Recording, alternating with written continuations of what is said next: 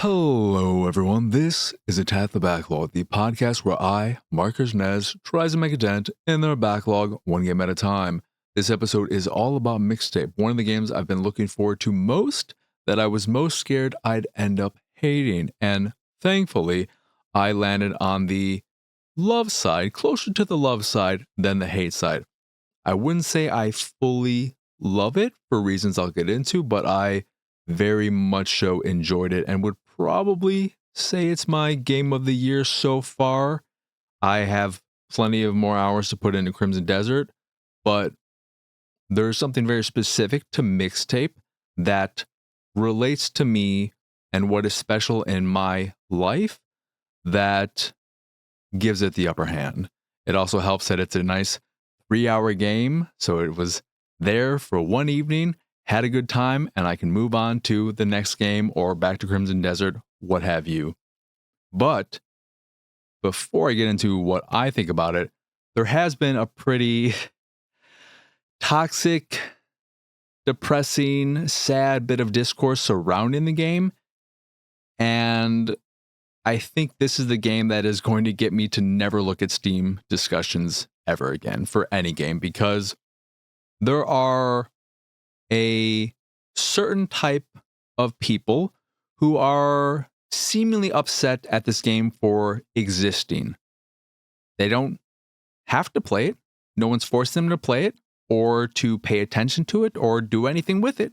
It's just there for people who want to play it and enjoy it. And it's doing nothing else. But for some people, they look at it and have things to say about it without experiencing it, and it's just a sad state of affairs to look at not just the video game industry, but this is true in many different industries, where people get upset over something that exists as if that existence is somehow harming them in some way when they don't have to engage with it in any way. I may not like this type of TV show or this type of movie or this type of game. I just choose to not pay attention to that stuff. I am not a big fighting game person, so I don't pay attention to fighting games. I'm not upset at the existence of Marvel Tokon Fighters, whatever it's called. I'm glad those games exist for the people who like them. It's fine. It's fine for things to exist that aren't made for you. And it's also fine for you to not care about those things and also keep that shit to yourself. Anywho, to get to my thoughts in that little tangent that kind of went nowhere. I really liked the game and the experience of playing it because it, at its core, is all about music.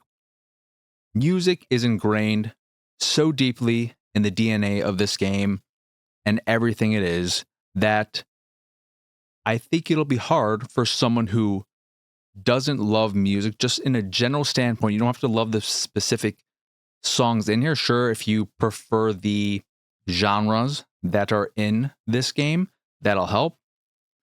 But I think a base love of music in general is not required, but it helps in making the game go from something you might like to something you potentially love. And again, I fall near that love side because music for me is maybe the most important thing in terms of me feeling like me. I've talked about on other shows how Plex and movies and TV shows, all that kind of stuff is very important to me and more important to me than video games. Music is the thing that if I had a crystal ball and I could get any wish, I had a magic lamp and I could call in a genie, wish for anything, a career in music would have been my number one thing in terms of what to do with my life. Because when I'm listening to music or singing, when I performed back when I was trying to pursue a career in music, that is the only time in my life I've ever felt comfortable in my own skin, where I wasn't constantly thinking about how everyone was perceiving me. I was just being me free, and that is something special to feel that way. For some people, they can feel that way all the time or most of the time. But for others, like myself, we have these things that are special to us that make us feel that way. And for me, it's music.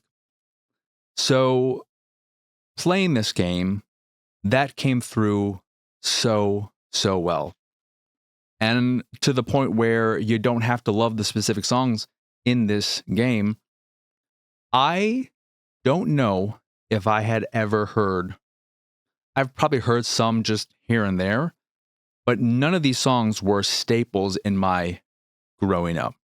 I grew up in the 90s, and they have songs from various decades, but none of these songs were ones that I grew up on through my brother or my father. That's where I got the majority of my music love from. Very different genres. My dad was very into Motown, and then my brother was into the current stuff from the days. Samantha Fox. I don't know why I brought that one up. I think it's just because I recently listened to her cover, because I think it was a cover of I Only Want to Be With You. Love that music video. Some nice, corny, cheesy dancing in it. But the music in here is very well suited to the story they're telling. It fits the way the game is structured, is like a mixtape, thus the name, where you have 30 chapters, I believe, spread across 21 or so songs. And it's broken up in a very manageable, bite-sized way where you can play it all in one sitting like I did, or you could play it in short bursts, because some of the chapters, some of the tracks are barely there. They might not even be there for a minute, and you're moving on to the next thing. Now, I say all this because without that love of music, I think it's going to be very hard for you to enjoy the game, because stripped of that, the story is very simple, very basic. It's about transitioning, kind of that point between being a child and becoming an adult. And that's all it really is. Outside of, again, how ingrained music is in the main character's life, that is such a big part of it that without that, it's going to be hard to like the game, because gameplay wise, it is a very okay game, if even that. There are a handful of sections where you're doing some skateboarding. They're fine. They're whatever. You're not really doing much of anything outside of the last one where they'll have parts of the environment highlighted and you press a button, things explode. Ooh, you're not really doing much there. You skip scones, you skip stones one time. There are also a handful of sections where you're in someone's room or outside of this cabin, and you can talk to characters in between highlighted objects that will give you a bit of history for the characters, the main three of the cast. One part where you TP a teacher's house. You're just throwing TP. There's nothing to it. A part where you're French kissing, your first kiss as the main character. Got a little French kiss mini game, which is very gross. And I immediately said, are we done yet? Yes, I'm done. So gameplay wise, there's not a whole lot there. And of all the things you're doing, there's nothing in the game that makes it something that has to be a game as opposed to a short film or a full length feature. The inspiration seemed very clear. There's a lot of John Hughes DNA in the story and the way it's told, because the main character will often, if not always, when a new track is starting, they'll look directly into the camera, in quotations, and speak to you, the player, about the track, the song, the artist, and some little bit of factual tidbitty, hey, here's a little fun fact about it for you before it starts playing, and maybe how it relates to the current situation or the memory that we are going on a ride with. There are some things, though, in the game where you are playing that did move me as someone, again, who is very in love with music as a whole. This one isn't so much music related, but there's a part where you are controlling both of the two main characters, the two close friends. Well, there's three close friends, but the two knew each other longer than the other one, which is the character you play as, and then the one boy with the little. He doesn't have a thick mustache like mine. Mine's in the mid range in terms of thickness. But when you're in a photo booth and you're controlling them, there's just something about that to me where you can put them in these different poses and push them up against each other. And there's something about that physical contact with a friend that shows how comfortable they are with each other. Because I look at physical contact as a way of showing how comfortable you are with a person. Because you can be friends with somebody and not so comfortable with physical contact. Obviously, there are people who are just not comfortable with physical contact in general. But when you hit a certain point in a relationship, a friendship, you don't have to ship these two characters. I'm sure there are people who play this and they very much so ship them together. And there might be a little something there, but it never goes anywhere. It's funny too, thinking about that, how there was one comment thread in the Steam discussion boards that wanted everyone to report the game and ban it for sexualizing minors. What?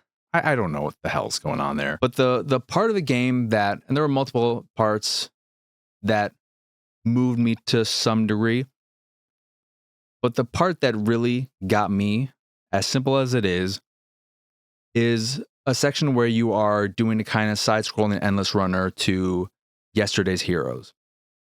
And all you're doing is avoiding obstacles by either sliding under them or jumping over them.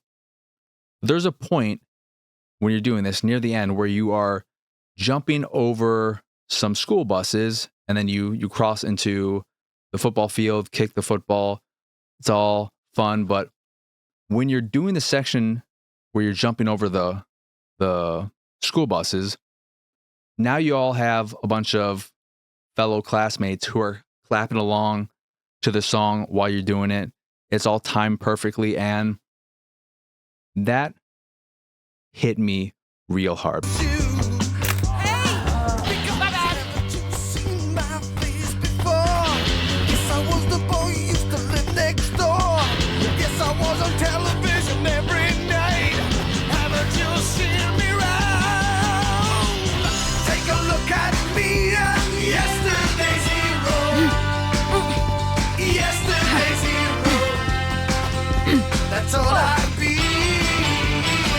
It reminds me of how special something like Rocket Man, the biopic, is, in how it can show and showcase the magic of music. Because I think music is magical. And in that moment when playing the game, I felt that. And I started to tear up because, again, music is just so special to me and makes me feel comfortable and comforted when I can so often not feel that way because I'm body dysmorphic and I have other anxiety issues, so that I'm constantly kind of on edge and just not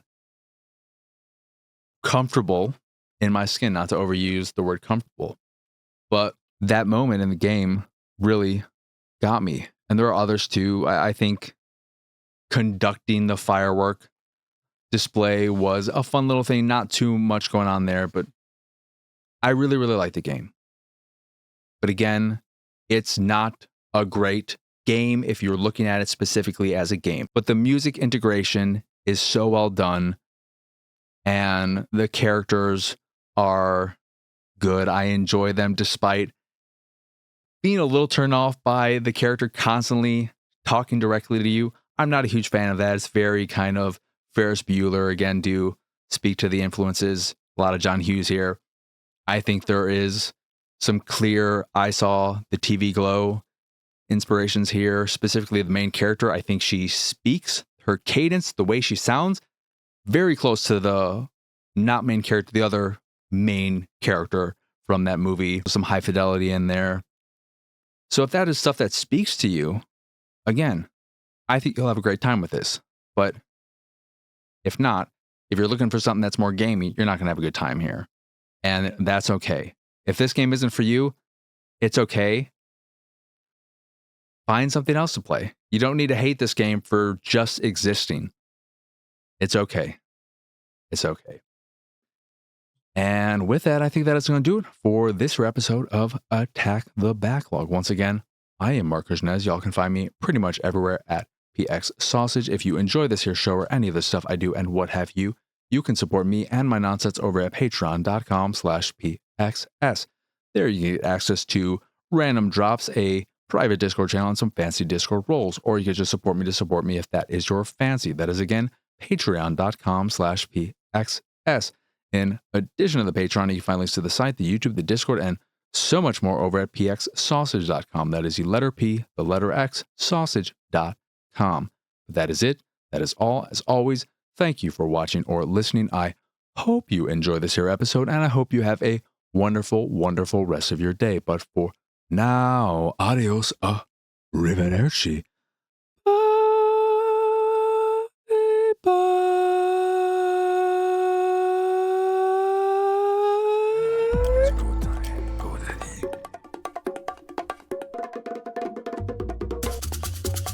It's go time, go daddy.